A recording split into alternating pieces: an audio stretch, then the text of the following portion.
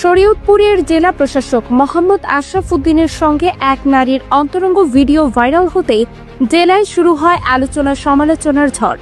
ভিডিওটি গত শুক্রবার সকালে এক প্রবাসী সাংবাদিক সামাজিক যোগাযোগ মাধ্যমে পোস্ট করেন। ভাইরাল হওয়া নারী সেলিনা ইসলাম লিজা টাঙ্গাইলের বাসিন্দা।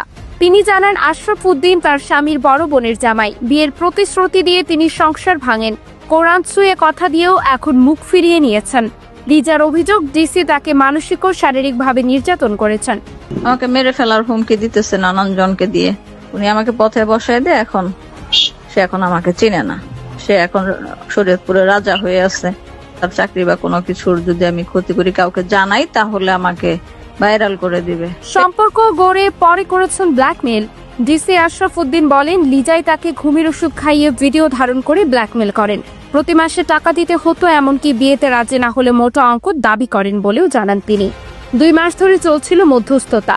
ঠিক তার মাঝে ভিডিওটি ছড়িয়ে পড়ে। গত শুক্রবার বিকেল থেকে ডিসি কর্মস্থলে অনুপস্থিত, কোথায় গেছেন জানেন না কেউ।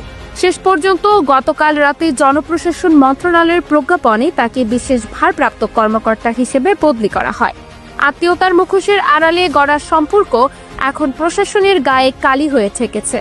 অথচ দায়িত্ব যার সবচেয়ে পবিত্র হওয়ার কথা, সেই ডিসি আশরাফ নিজেই প্রমাণ করলেন চেয়ারের উচ্চতা নৈতিকতার মানদণ্ড নয়।